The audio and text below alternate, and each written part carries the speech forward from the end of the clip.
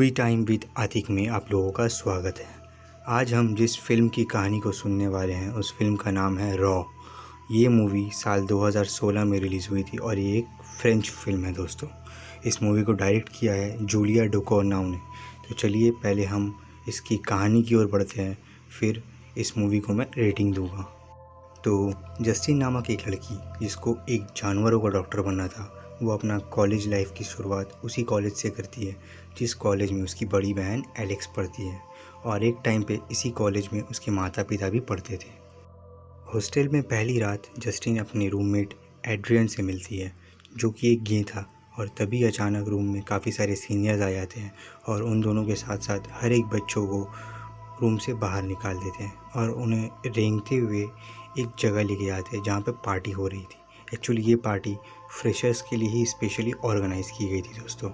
Party में Justin comfortable feel नहीं कर रही थी, तो एलेक्स उसे पार्टी से बाहर लेके आती है और उसे कुछ तस्वीरें दिखाती है जिन तस्वीरों में हर साल आए हुए फ्रेशर स्टूडेंट को खून से भिगोकर उनकी फ़ोटोज़ क्लिक किया जाता था। इनमें से एक फ़ोटो एलेक्स की भी थी और एलेक्स जस्टिन को उनके माता पिता का फ़ोटो भी दिखाते हैं। दूसरी सुबह जस्टिन के साथ साथ हर एक फ्रेशर स्टूडेंट को खून से भिगोकर उनके फ़ोटोज़ क्लिक किया गया और उसके बाद उन लोगों को रैबिट का किडनी खाने को बोला जा रहा था।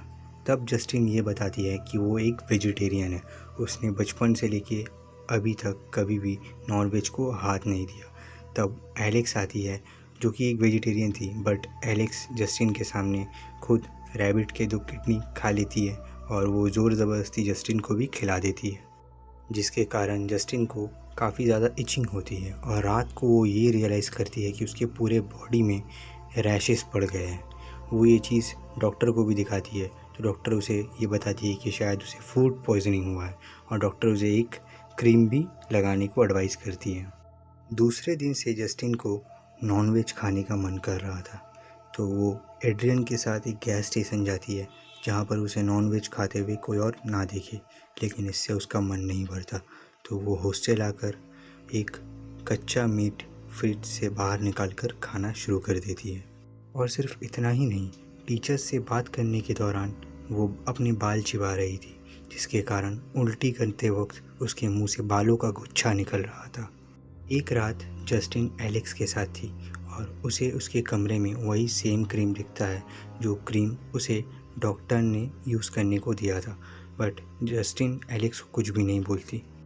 उस रात एलेक्स जस्टिन को बिकनी वैक्स करवा रही थी और उसी वक्त एक सीज़र से वो वैक्स काटने जा रही थी। तभी जस्टिन को दर्द होता है और वो एलेक्स को एक लात मार देती है, जिसके कारण वो उस सीज़र से अपनी उंगली काट बैठती है।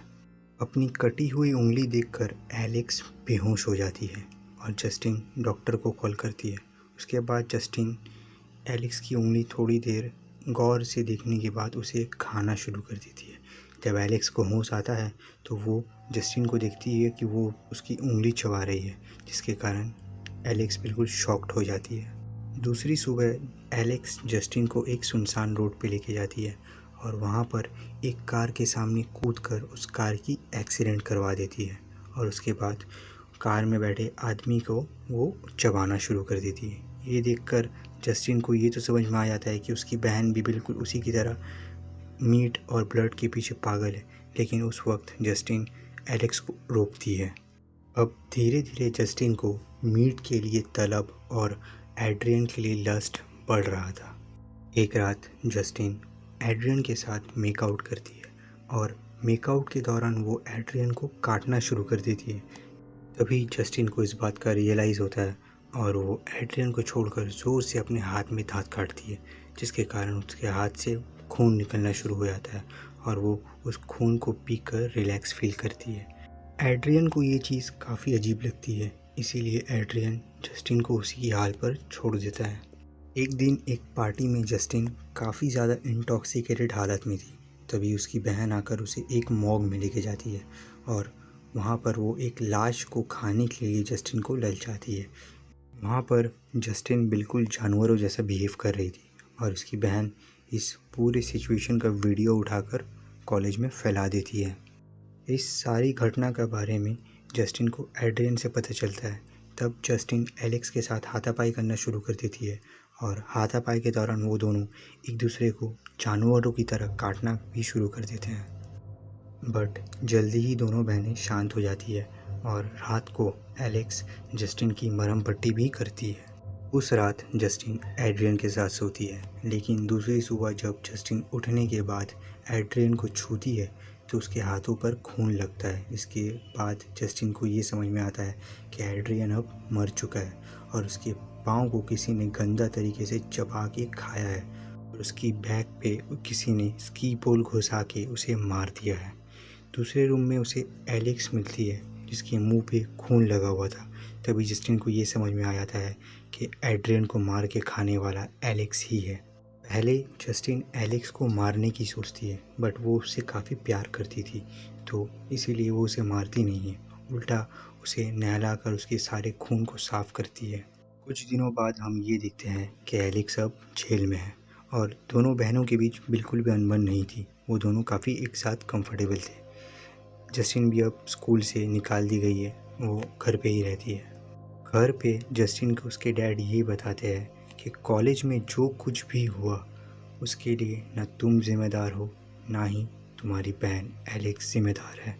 उसके बाद उसके डैड जस्टिन को अपना शर्ट खोल के अपना बॉडी दिखाते हैं, जहाँ पर काफ़ी सारे काटने के और नाखूनों के निशान थे, और वो जस्टिन को ये बताते हैं कि ये सारी चीज़ें तुम्हारी माँ के अंदर भी थी। आई होप तुम और तुम्हारी बहन दोनों ही इस चीज़ के साथ जीना जल्दी सीख जाओगे। तो बस दोस्तों, अब ये कहानी यहीं पे ख़त्म होती है। IMDb पे इस मूवी को 7 पॉइंट की रेटिंग मिली है, बट मैं इस मूवी को पर्सनली 5 में से 3 पॉइंट ही दूंगा। मेरे को ये मूवी डरावनी तो बिल्कुल भी नहीं लगी, उल्टा मुझे ये मूवी देखने के बाद खाना खाने का मन बिल्कुल भी नहीं कर रहा था। अगर आप लोग ये मूवी देख रहे हो तो प्लीज़ मेरे को कमेंट में बताना कि आप लोगों को ये मूवी कैसी लगी। और हाँ, दूसरी बात, मेरे इस चैनल को ज़रूर सब्सक्राइब कर लेना। मैं आगे ही आप लोगों को ऐसी और भी दूसरी मूवीज़ की एक्सप्लेन लाकर देता रहूँगा। तब तक के लिए हैव अ नाइस डे।